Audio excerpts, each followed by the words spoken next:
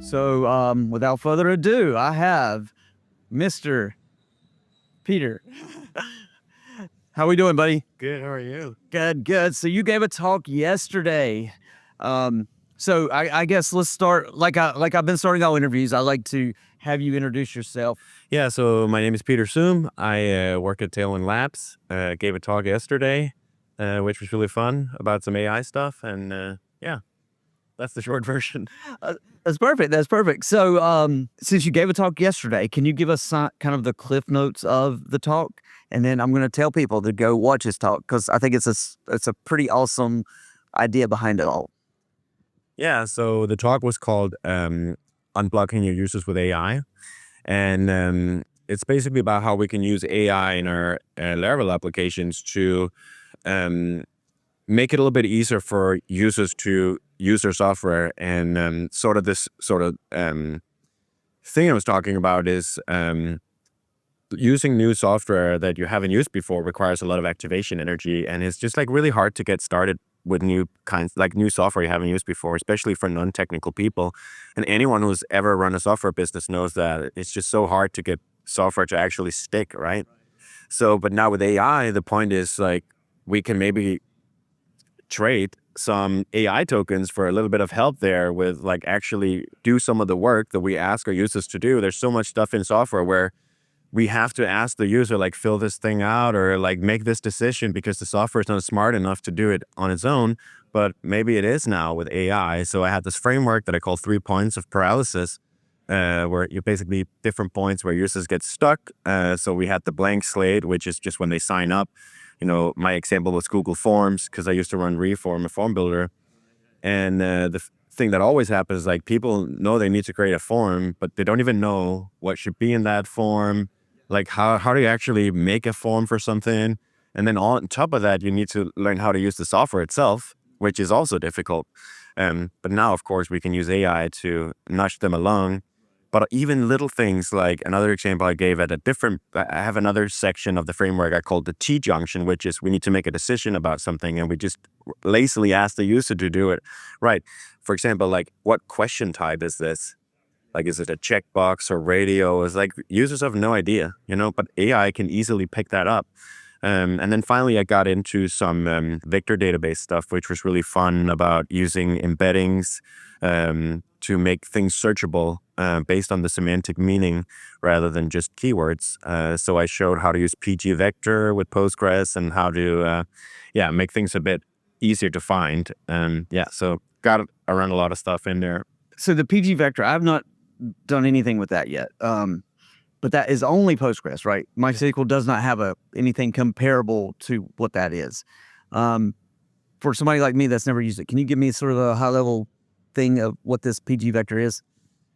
Yeah, I mean, I don't even use Postgres myself. I only used it for this demo, so I could use PGVector, but I think a lot of people are actually moving to Postgres now because of PGVector, because it's so convenient.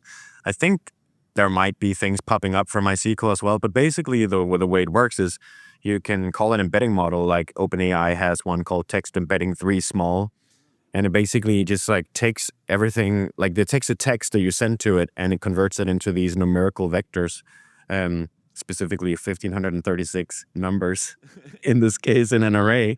And each of these numbers, the way to think about it is like the model scored the text you gave it based on these 1,536 dimensions, where each dimension has some sort of meaning that we don't really get as humans, but the model has decided like these are like different things that mean something, and then it scores the text on all these different dimensions, and then you can plot it into this vector database that has the same amount of dimensions, 1,536.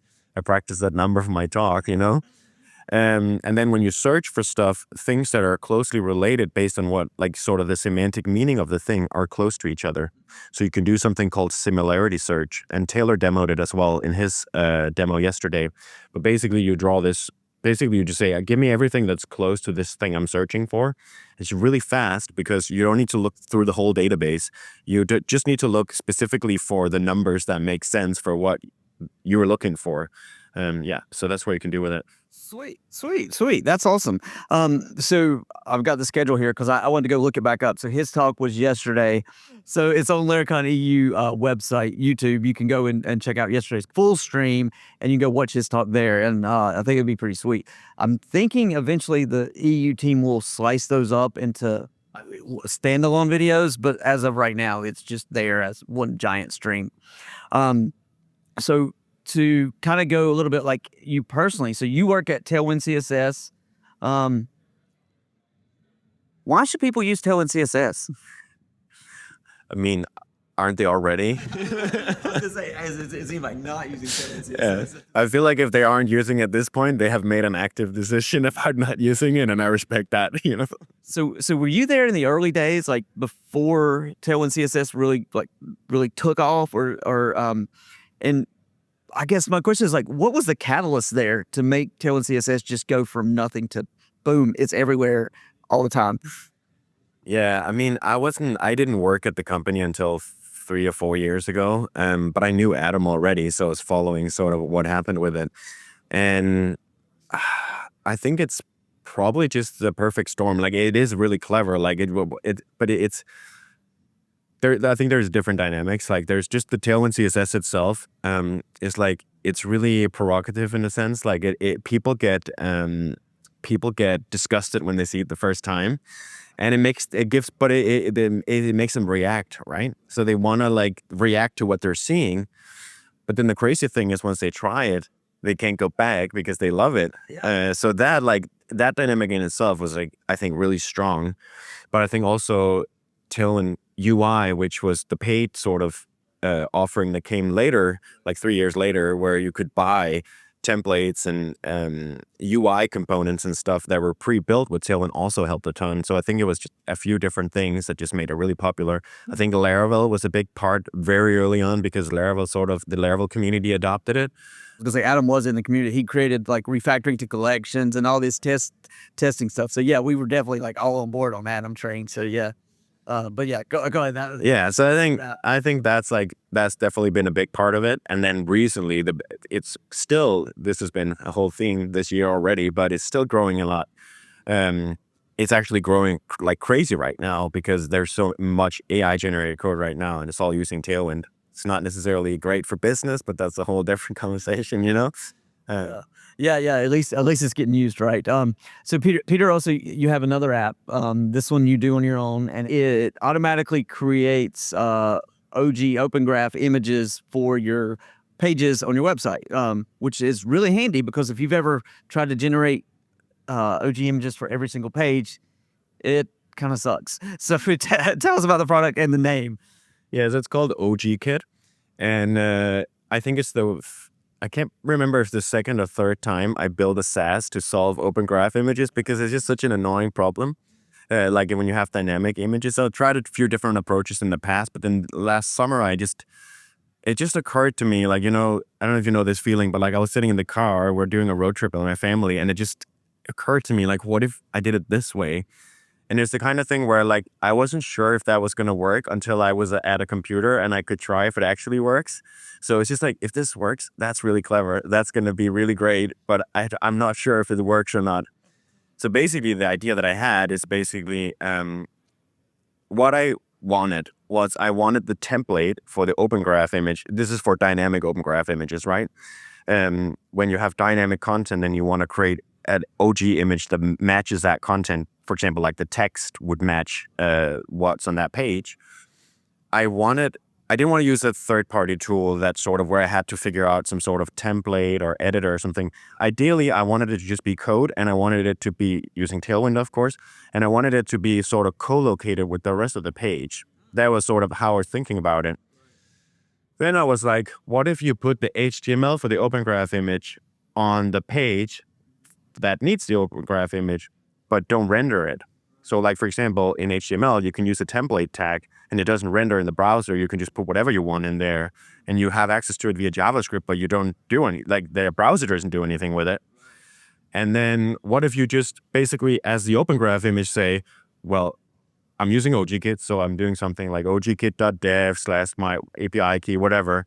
And then I have a URL parameter that just points back to the same page that I'm already on, because then OGKit knows to go to that page. And then what I do behind the scenes is I strip everything from the page, just front end, right? Like I don't actually do that on the OS side. But in the browser, I just strip everything from the page. I take the template tag and render that instead. And the nice thing about that is it'll use all the existing CSS and everything that's already on the side. So anything that already works on your website will work in the Open Graph image, because it's just rendered on exactly the same page by the Chrome browser, right? I'm using a Chrome browser for this.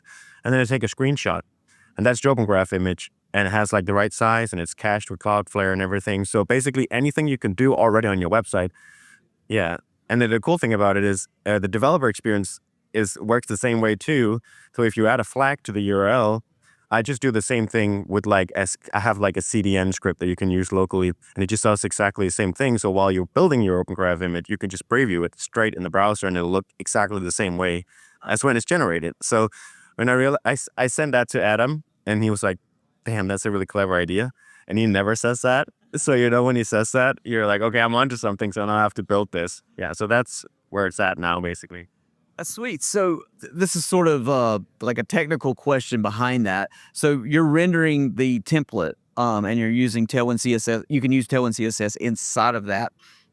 When you run in npm run build or whatever on your, I'm assuming the run script has no problem parsing whatever is in that template tag. It's even though it's hidden, that's unrelated to how Tailwind CSS will parse. So anything you add there, it'll just automatically be run and be good to go.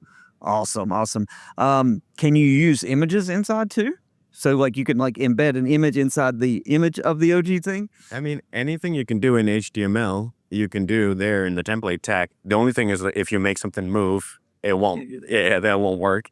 But anything you can do in HTML, you can do there. So yeah, of course, if you have an image, or if it's a profile page, or I always say like a real estate website, you want to show the house, you want to show maybe the price or the address or the postcode or something. Face. Yeah, something like that, right? Yeah. And you just do that in HTML, you can preview it, and then when you push it live, it'll just, the first time you hit that URL, it's going to take a little bit longer because it's generating the image, but then going forward, it's going to be super fast because it's just behind Cloudflare. Oh, that's awesome. Yeah. That's sweet. So I know you can't do animated stuff right now. I don't think that's ever going to be possible. Is it? I don't know. Now I'm trying to think through all the systems there. But and then the other app, you said you had another app called Reform.